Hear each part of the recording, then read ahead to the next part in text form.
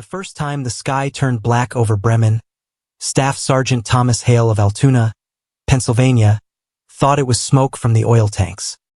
He would later write in a small cloth-bound notebook, its edges stiff with frost and hydraulic grease, that the darkness did not roll in like the weather.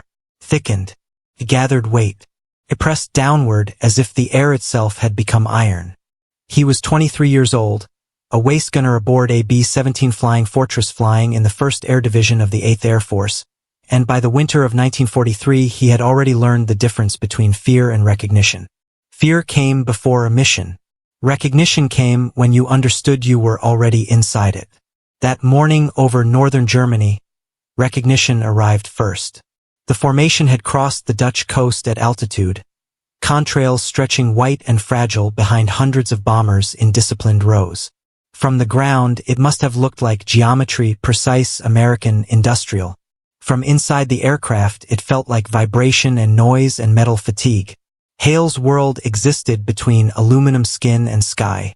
The waist windows were open despite the temperature, because the guns could not be trusted to fire through frost.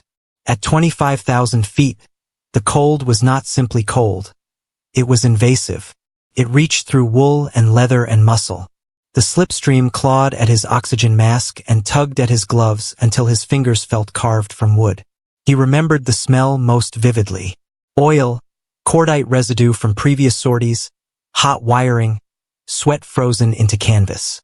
And beneath it all, something metallic and faintly sweet. The scent of heated aluminum under stress. The pilot's voice came through the intercom in clipped fragments, steady but tight. The bomb ran in 12 minutes. Maintain formation. Watch your sectors. Hale turned his head and saw the first bursts of flak bloom beneath them. Small black flowers at first, delicate against the pale winter sky. Then more. Then dozens. The German anti-aircraft batteries around Bremen had been waiting. The city was not just another industrial target. It was a linchpin. Shipyards along the Weser River. Submarine pens reinforced with concrete thick enough to defy ordinary bomb loads. Factories that fed steel into the Reich's machinery. Bremen mattered. And the Germans understood that if the Americans came in daylight, they would pay for every mile. The black flowers thickened into walls. Flak was not fire in the conventional sense. It was mathematics weaponized. Shells timed to detonate at precise altitudes. Steel fragments traveling faster than thought. Hale watched as the sky around the formation became textured. Dark bursts layered upon one another until the air looked contaminated. The sunlight dimmed not because clouds had formed, but because explosives had turned air into debris. He would write later. It was as if someone had poured coal dust into the heavens. The aircraft jolted. A concussion rolled through the fuselage and rattled his teeth. Somewhere forward, a fragment struck. He did not know where. He did not need to. He gripped the twin .50 caliber Brownings and scanned his ARC. German fighters would follow the flak. They always did. The Luftwaffe preferred to let artillery tear holes in formations before sending in Messerschmitts and Focke-Wulfs to finish off the wounded. Inside the B-17 no one shouted. Training held them together. Hale felt the aircraft shudder again. Closer this time. Shards of something clanged against the interior wall. He thought briefly of Altoona, of rail yards and smokestacks, of his father's hands stained black from years on the line. He had grown up watching steel shaped into motion. Now he sat inside another product of American steel, suspended over enemy territory, trusting rivets and engines and men he barely knew. The bombers ahead of them began to vanish into the blackness. Not disappear, simply swallowed by layered bursts of flak that obscured depth perception. The sky over Bremen no longer felt like space. Felt enclosed. The formation tightened instinctively, aircraft wingtip to wingtip, trusting the doctrine drilled into them. Cohesion meant survival. Lone bombers died. A burst detonated just off their right wing. The aircraft dropped several feet before the pilot corrected. Hale's headset crackled with a voice he recognized. The ball turret gunner reporting hydraulic pressure fluctuations. Calm. Clinical. The language of systems failing in increments. Another explosion. Another tremor. The waist compartment filled briefly with a metallic haze. powdered insulation shaken loose from somewhere above. He saw it then. A B-17 in the adjacent squadron took a direct hit. The explosion did not resemble cinema. There was no dramatic fireball. Instead, the aircraft simply ruptured, its midsection torn open as if by invisible claws. Men fell. Small, dark shapes against a sky that had already turned black. Parachutes did not open in time. The formation adjusted, sliding inward to close the gap. Discipline over grief. Hale did not look away for long. He could not afford to. His sector demanded attention. The Germans understood angles. They would approach from sun glare, from blind spots, from any direction not covered by overlapping fire.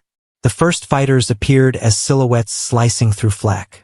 Long noses, yellow markings. They came head-on, cannons flashing. He fired without thinking. The Brownings bucked in rhythm, empty casings spinning past his boots and vanishing into the slipstream. Tracer rounds stitched orange lines through the darkness. One German fighter rolled away trailing smoke. Another continued, closing distance until Hale could see the pilot's helmeted head. The fighter's guns flashed. Plexiglass exploded inward beside him, fragments slicing through his sleeve. He did not feel pain. Not yet. The sky had fully turned. Smoke from ruptured aircraft mixed with flak residue and engine exhaust until the air above Bremen resembled industrial fog. Visibility collapsed into yards rather than miles. Bombers flew through turbulence created not by weather but by destruction. Hale's world shrank to vibration, recoil, breath measured through rubber and oxygen. He would later write that in that moment, suspended inside blackened sky, he understood something fundamental. The war had become industrial in the truest sense. Not just factories and assembly lines, but destruction produced at scale. The Germans had turned air into shrapnel. The Americans had turned aluminum into armadas. Bremen was where those systems collided. The bombardier's voice cut through the intercom. Bomb bay doors open. The aircraft shifted as drag increased. Hale felt the cold deepen. For a few seconds, the guns were irrelevant. Now it was altitude, speed, and timing. Below them, unseen through smoke and flak, lay shipyards and submarine pens and rail spurs feeding war deeper into Europe. Bombs away. The B-17 lurched upward, lighter by thousands of pounds. The formation banked slightly, beginning the long, exposed turn away from target.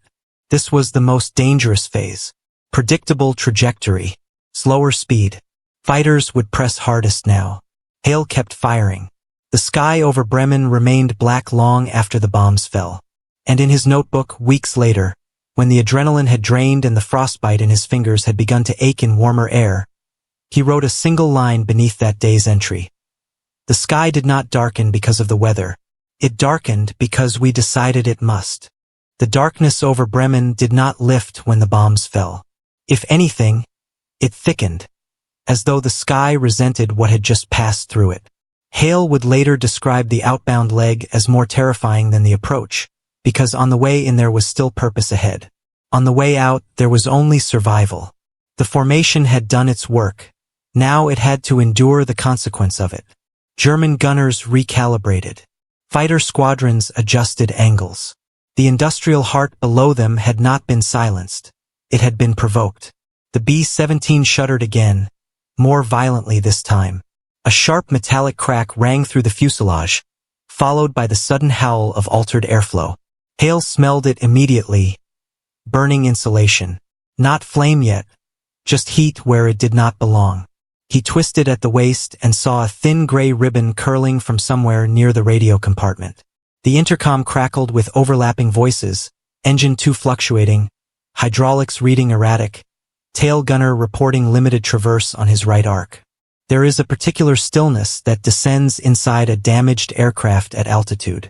It is not quiet. Engines still roar, guns still hammer, but something in the human rhythm shifts. Movements become deliberate. Words shrink. Every man begins calculating his own probability without admitting it. Hale adjusted his gloves, flexed fingers that no longer felt attached to him, and kept scanning his sector. German fighters were regrouping. They came from below this time. A formation of Focke-Wulf 190s rose through the thinning smoke at an angle designed to exploit the bomber's blind cones. Hale pivoted, braced, and fired short, controlled bursts. He had learned that panic emptied ammunition faster than courage. Tracers arced downward. One fighter rolled left, overshooting. Another climbed toward the belly of a bomber ahead and unleashed a cannon burst that shattered its wing root. The aircraft dipped once, as though bowing, then fell away trailing flame. No one inside Hale's crew spoke. They did not need to. The smoke in their own fuselage thickened. The radio operator shouted that the small fire was contained, extinguisher discharged, wiring scorched but not fully compromised. Hale felt relief register only as a change in breathing. He had imagined, in the early days of training in England, that fear would arrive as a dramatic wave. Instead, it lived in small adjustments, the tightening of jaw muscles, the way his shoulders never fully relaxed.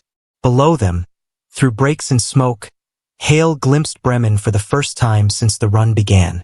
Columns of black rose from shipyards along the river. Something large burned near the docks, fuel storage perhaps, or a rail yard.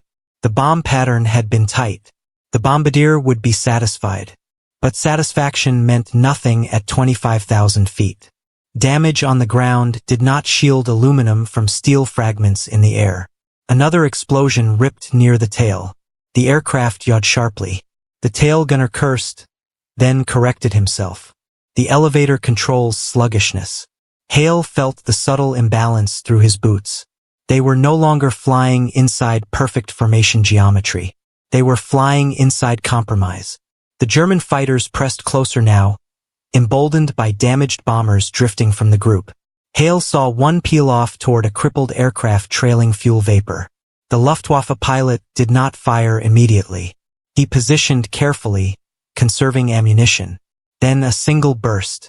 The American bomber ignited in full flame.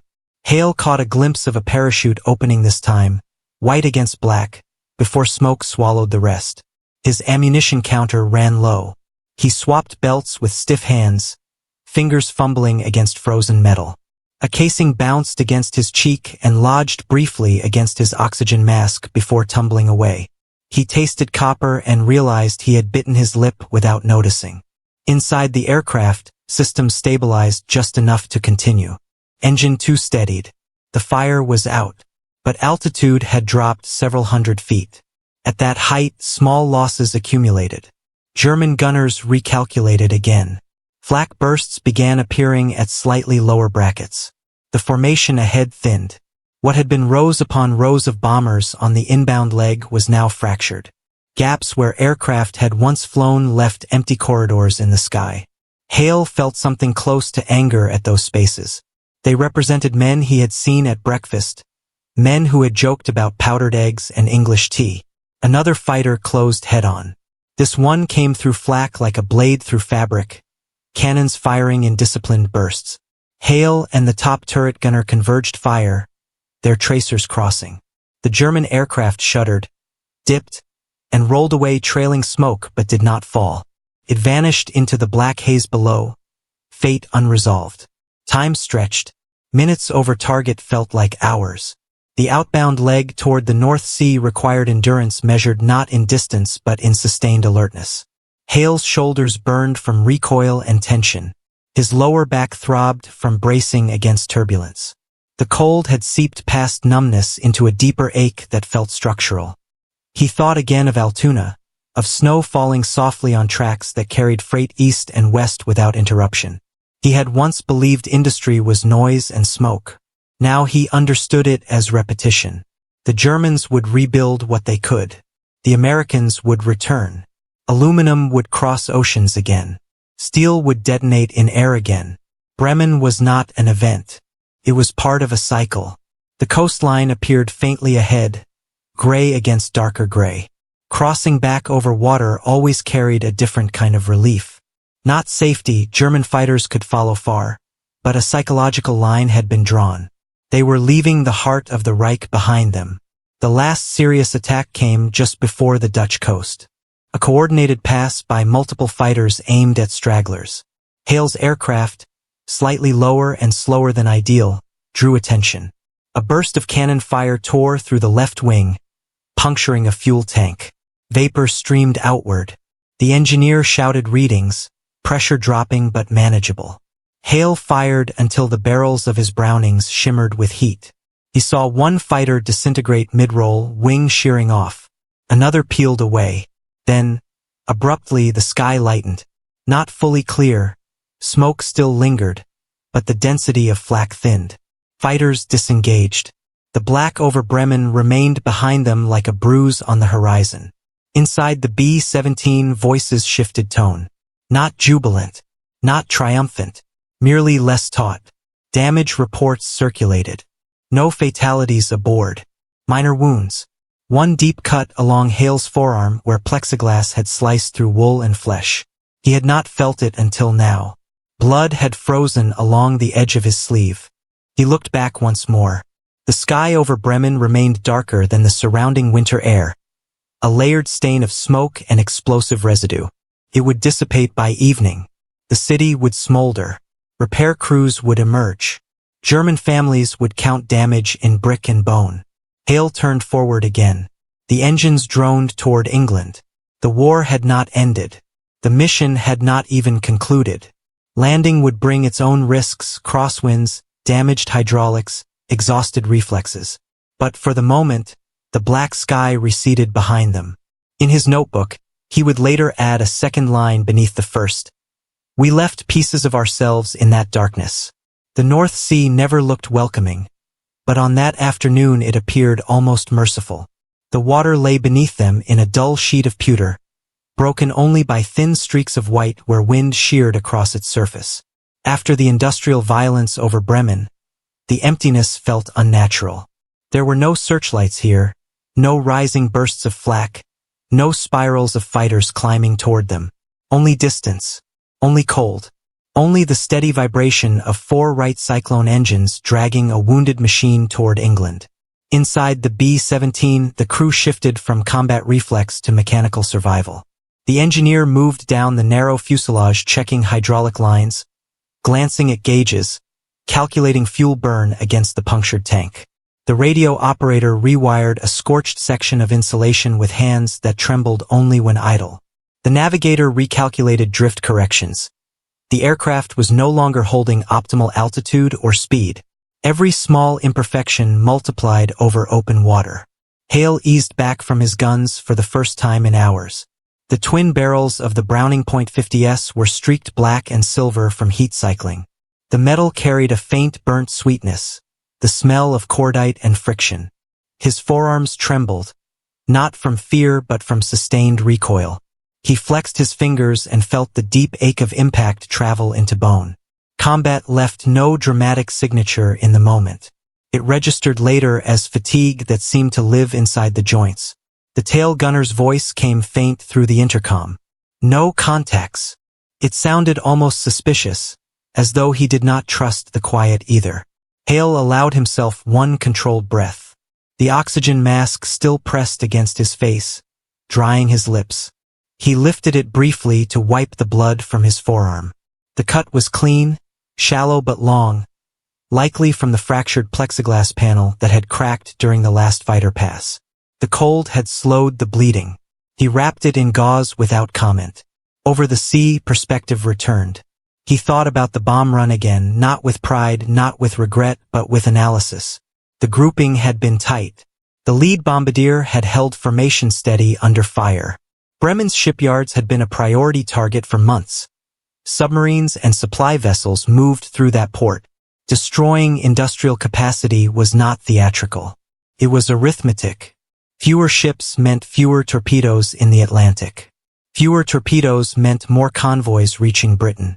Hale had come to understand the war as a chain of logistical equations, each solved through steel. And yet, the blackness he had seen over the city lingered in his mind differently than previous missions. It had not been merely smoke. It had been density, a concentration of destruction so complete that daylight struggled against it. He wondered how it looked from the ground. Did German civilians stare upward as the sky dimmed? Did they understand that the darkness was not weather, but consequence? He did not dwell there long. In the air, Sentiment wasted focus. A sudden shudder ran through the fuselage. Engine 2 coughed, one hard misfire, then resumed. The engineer's voice sharpened. Oil pressure fluctuates. Hale felt the aircraft dip slightly on the left side. The pilot adjusted throttle carefully, balancing output. They were still hours from their English base. If Engine 2 failed completely, they would lose lift asymmetrically. Over water, that meant ditching. Survival odds in the North Sea in winter were thin. The crew did not panic. They recalibrated. Hale rotated briefly with the top turret gunner, giving each other moments to stretch cramped muscles. When he settled back into position, the horizon ahead had shifted tone. A faint brightness, subtle but real, cut through the gray. England lay somewhere beyond that line. The radio operator began picking up friendlier signals. Recognition codes. Brief bursts of RAF chatter. The pilot acknowledged with clipped replies. Each voice carried exhaustion masked by discipline. Hale glanced at the formation remnants. Where there had once been dozens of bombers, now perhaps half remained within visual range. Some trailed faint smoke. Others flew lower, lagging. The empty spaces between them felt accusatory. He remembered one aircraft in particular, the bomber that had bowed midair and dropped away in flame. He had known no names from that crew, but he had seen their machine often in formation. Painted nose art, something humorous, incongruous against the seriousness of the task. He tried to recall it now but could not. Memory sometimes protects itself by blurring. The English coast emerged slowly, like a promise kept reluctantly. Pale cliffs, a thin, wavering line of land that grew into fields and roads and airstrips hidden behind camouflage netting. Hale felt something loosen in his chest, not relief exactly, but a temporary suspension of inevitability. Landing would test them differently. The pilot lowered the flaps cautiously. Hydraulic pressure remained borderline but sufficient. The punctured fuel tank had stabilized. Enough remained to reach base. Engine 2 held, though unevenly. The runway approached, long, straight, framed by dispersal huts and ground crews waiting in parkas against the wind. Hale secured his guns, locking them into safe positions. His arms felt heavier now than during combat. Adrenaline drained quickly once purpose shifted. The touchdown was rough. The damaged hydraulic system made braking unpredictable. The aircraft veered slightly before correcting. Tires screeched against frozen tarmac. Finally, the B-17 rolled to a halt in a plume of exhaust and cold air. Silence inside the fuselage was immediate and strange. Engines wound down. Vibrations ceased. The absence of mechanical noise felt louder than flak. Ground crew swarmed the aircraft, shouting questions up toward the cockpit. Hale unlatched his harness slowly, standing on legs that felt borrowed. When he stepped onto the ladder and descended to the runway, the cold hit differently. Damp, English, almost gentle compared to altitude. He looked back at the aircraft. The left wing bore jagged holes. The fuselage skin was punctured in multiple places. Plexiglass in the nose had spidered outward from impact points. Black streaks ran along the belly where fire had licked and died. The B-17 had returned, but not untouched. Intelligence officers waited near the dispersal hut. Debrief would begin immediately. Flak concentrations, fighter tactics, bomb pattern accuracy. Hale knew the routine. He would describe the sky turning black. He would estimate burst density. He would note the timing of fighter waves. His words would become data, stripped of sensation. But in his notebook later that night, he would write differently. He would describe the smell of burning insulation, the weight of the guns, the way the darkness over Bremen felt almost solid. He would note the silence over the sea and the fragile mercy of the coastline. He would not write about fear. He would write about repetition, because he understood something now that he had not during training in Pennsylvania. The black sky over Bremen was not a single moment of terror. It was a symbol of scale. Industry against industry. Nation against nation. Smoke rising not just from factories, but from systems colliding. He sat on a wooden crate outside the dispersal hut while mechanics examined the aircraft. Other crews moved nearby, some silent, some talking too quickly. An ambulance idled near the far runway. Not every bomber had returned intact. Hale touched the edge of his bandaged forearm and felt the dull pulse beneath. He was alive. So were the men who had flown beside him. For today that was enough. But the sky over Germany would darken again. And he would return to it. Debrief began before the engine metal had fully cooled. Inside the low-timbered hut near the dispersal line, maps covered every wall. Europe pinned with colored string, grease pencil arcs, bomb pattern overlays, flak density circles drawn in black and red. A long wooden table ran down the center of the room. Intelligence officers sat at one end, sleeves rolled, pencils sharpened, expressions clinical. They were not interested in fear or heroics. They wanted altitude, timing, bearing, enemy strength, deviation. Hale sat with his crew, helmet resting beside his boots, oxygen mask draped loosely around his neck. Steam still lifted faintly from his flight jacket as his body adjusted from high-altitude cold to English damp. His hands felt oddly detached from him, as if the guns had never quite released their grip. Time over target? The intelligence captain asked. 1400 hours, the pilot answered. Flak concentration? Severe. Heaviest at initial point. Box barrage from the west side of yards. Burst altitude matched us within 200 feet. The captain nodded without emotion and marked it on the map. Another officer circled Bremen in red and wrote a number beside it. Numbers accumulated faster than stories. When it came to Hale, he described what he saw from the waist position. Fighters came in low, climbed through smoke. FW-190s. 3 passes starboard. 1 direct approach from the rear. Heavy cannon. Likely 20 millimeters. 1 Me-109 high cover but didn't engage close. Estimated number? Hard to say through smoke. 6 confirmed in close contact. Possibly more outside formation. The pencil scratched. More red arcs. And visibility? The captain asked. Hale hesitated only a fraction. Poor. Smoke thickened after the first wave. By the second pass, the sky was nearly black over yards. The officer glanced up briefly at that phrasing. Nearly black. Yes, sir. He did not elaborate. He did not describe how the darkness had swallowed daylight, how it felt like flying through the inside of a furnace chimney. He did not describe how even the flak bursts had begun to disappear into it, flashes muffled by their own consequence. The debrief lasted 40 minutes. When it ended, the men stood slowly, shoulders curved forward not from defeat, but from cumulative weight. They filed out into the cold air without speaking much. Each carried the same private calculation, the number of aircraft that had not landed. Hale walked past the row of hardstands. Several bombers stood scarred like his own. One was missing its tail assembly entirely, propped awkwardly for assessment. Another had a wing panel shredded as though by giant claws. Mechanics worked methodically, replacing panels, patching holes with aluminum sheets riveted into place. Nothing was permanent.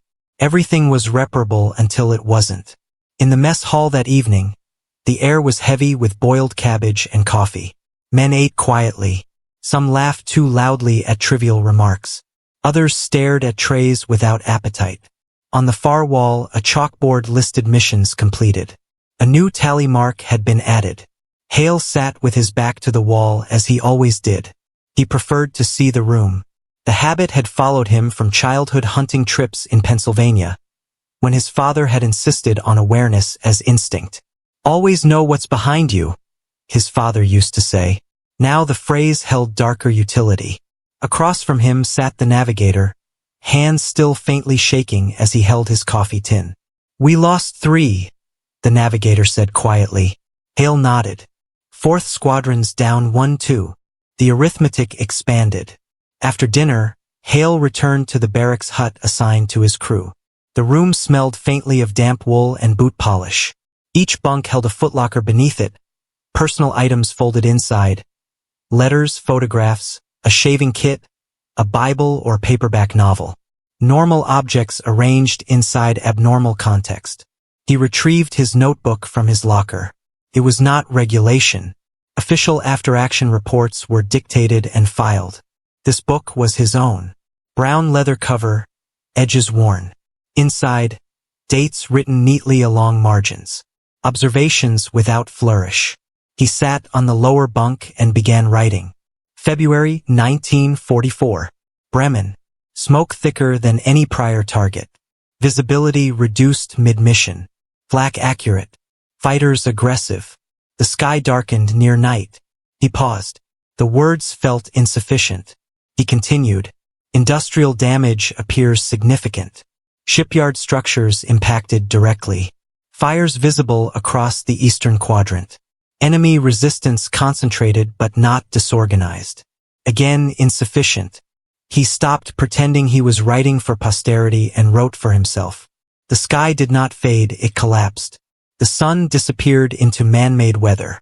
It felt like flying into a tunnel built from smoke. Noise constant. Guns are hot. Smell of burned wiring. Thought briefly that this is what extinction might look like if scaled upward. He stared at that last line. Extinction. He did not cross it out. Outside, wind moved through the airfield, rattling loose tin along a storage shed. Somewhere in the distance, an engine coughed to life. Another bomber repositioning for maintenance. Hale closed the notebook and lay back on the bunk, boots still on. Sleep would not come quickly. Missions imprinted themselves first. The mind replayed bursts of flak in unpredictable order. The sudden bloom of cannon fire. The aircraft that fell away in flames. He saw again the black sky over Bremen.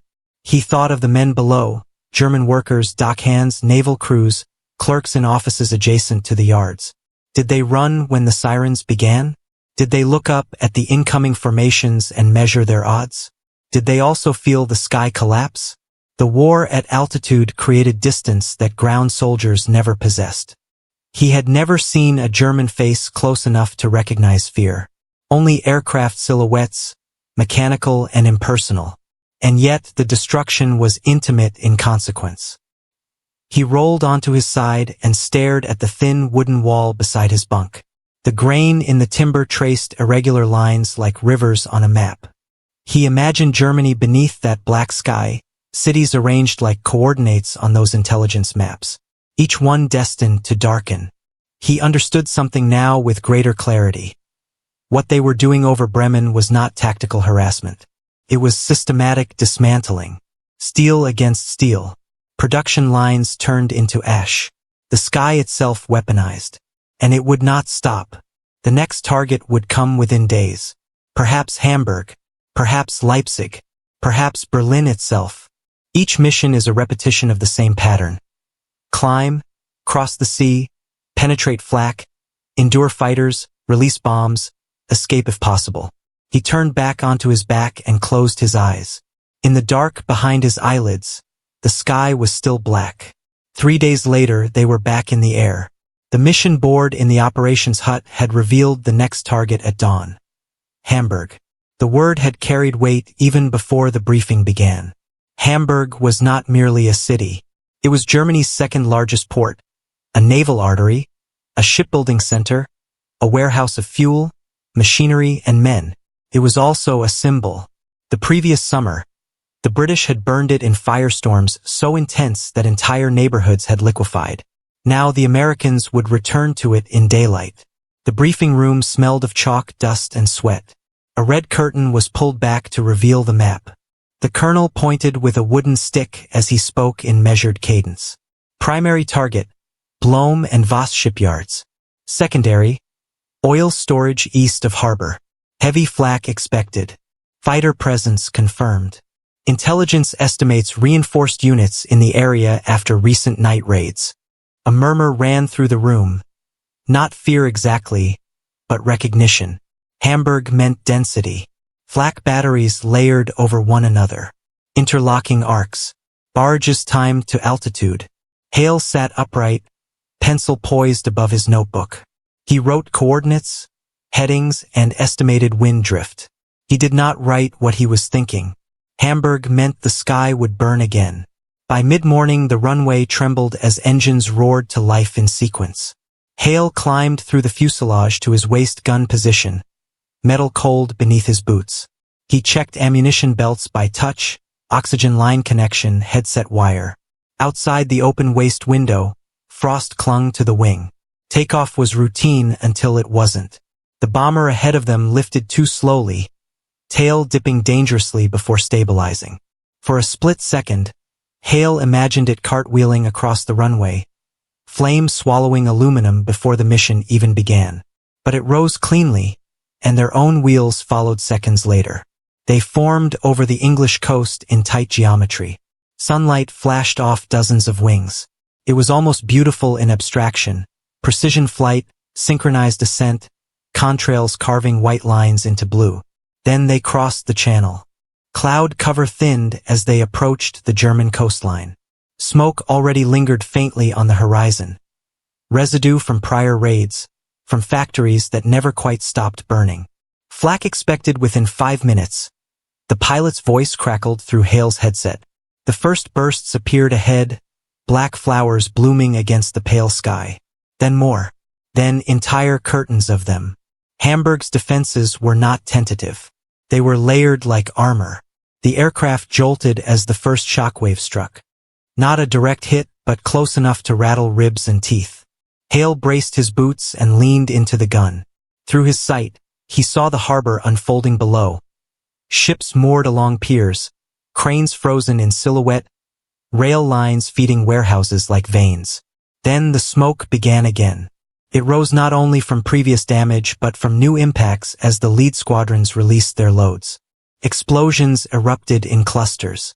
Oil tanks ignited in sequence, each one adding to the density above the city. Within minutes, the sky over Hamburg thickened into the same oppressive darkness he had recorded at Bremen. "Fighters! 2 o'clock high!" someone shouted. They came through the smoke like predators, FW-190s angular and purposeful.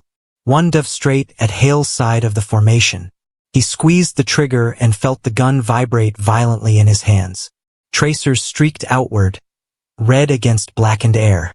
The fighter veered, then rolled beneath them. A second approached from below, climbing steeply, cannons flashing.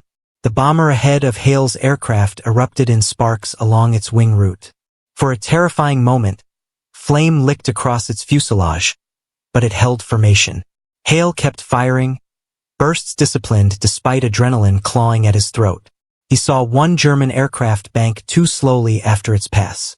Another gunner's tracers intersected it. The fighter tilted, trailed smoke, and disappeared into the churning haze.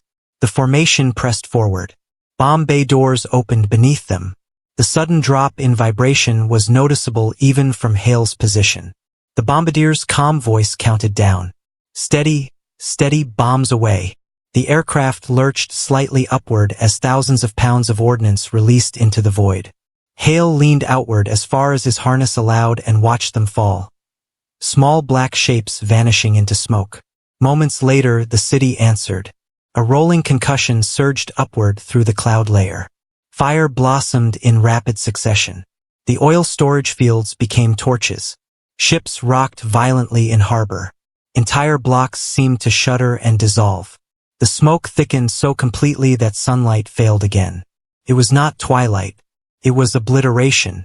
Inside that darkness, Flak continued blindly.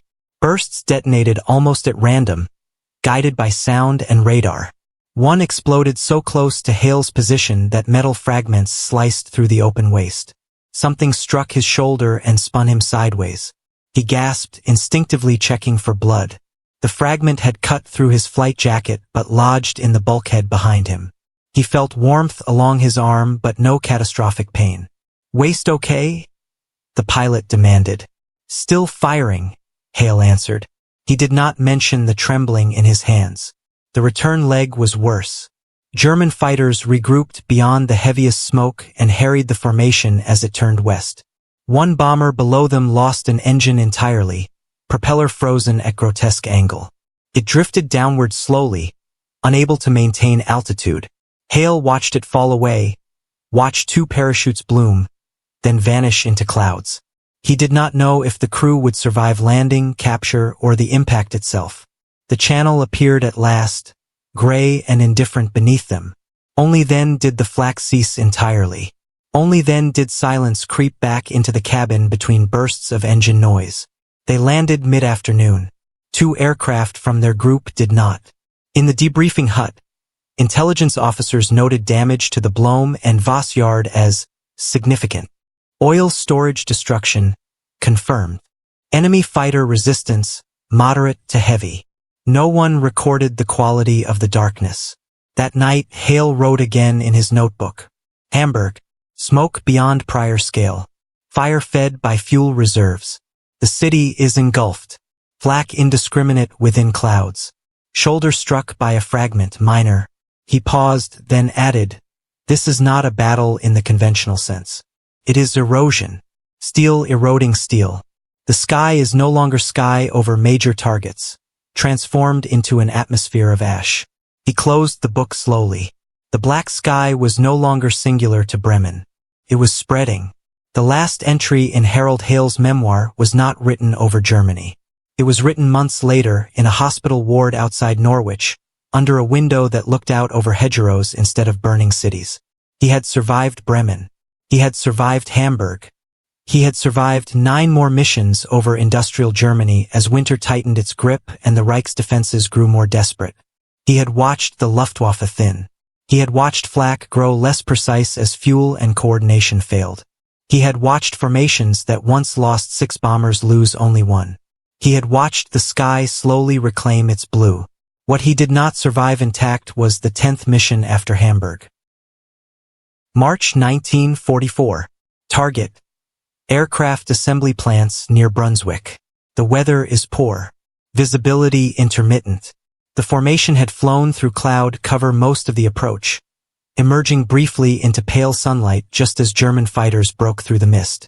The attack was sudden, coordinated, and low.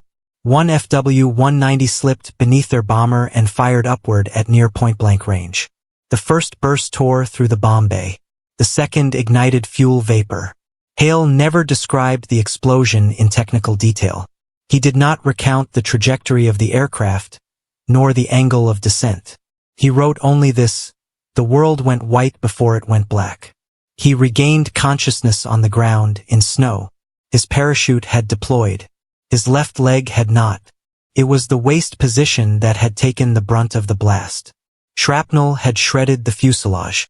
The force of the detonation had torn metal inward like claws. When Hale hit the ground, German soldiers were already running toward the crash site behind him. 2 of his crew lay still in the wreckage. 1 crawled. The rest were unaccounted for. He was captured within the hour. He would spend 13 months in a prisoner-of-war camp in northern Germany, behind barbed wire, in huts that smelled of damp straw and coal smoke. He would watch Allied aircraft pass overhead daily, sometimes hundreds at a time, contrails stitching across the sky in endless procession. He would hear distant bomb blasts rolling across the horizon like thunder without rain. And every time the sky darkened with smoke from another industrial city, he would remember Bremen. He wrote in his memoir that captivity clarified something he had not understood in the air. From the ground, he saw what the German civilians saw. He saw columns of smoke rising miles away. He saw refugees moving along frozen roads with carts and children. He saw rail lines severed, bridges twisted, factories reduced to skeletal frames. He saw not only the collapse of military infrastructure but the unraveling of daily life. He did not romanticize it. He did not condemn it either. He wrote, "War at altitude is geometry. War on the ground is a consequence." When Allied forces reached his camp in April 1945, the guards had already fled. The gates stood open. American infantry arrived cautious and thin, their uniforms faded by months of winter combat. Hale limped toward them on a makeshift crutch fashioned from a broken bunk board. The sky above the camp was clear in a way he had not seen since before Bremen.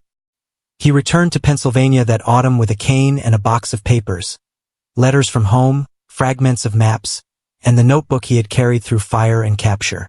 He did not speak much about the missions. When neighbors asked what it had been like to bomb Germany, he answered simply, "It was loud." But in private, he continued to write. In the final pages of his memoir, completed in 1953 and found after his death by his granddaughter, he returned to that first blackened sky over Bremen. He described the way smoke erased direction, how it removed horizon, sun, reference points, how it forced men to rely on training rather than instinct, how it made courage mechanical, almost procedural. Then he wrote something unexpected. The sky turned black that day not only because factories burned. It turned black because industry met industry at full force. The Germans had built a war machine with steel and discipline. We answered with more steel, more machines, more repetition. The sky was the place where that equation became visible. He did not frame it as triumph. He framed it as inevitability. Once the factories began running without pause, he wrote, the outcome was arithmetic. By 1944, American industry was producing aircraft faster than Germany could replace them. Bomber crews were rotating through missions in numbers that would have seemed impossible in 1942. Radar improved. Fighter escorts extended range. The daylight sky over Germany became less a contested space and more a conveyor belt of destruction. Bremen was not the decisive blow. Nor was Hamburg. Nor Brunswick. It was the accumulation. Sortie after sortie.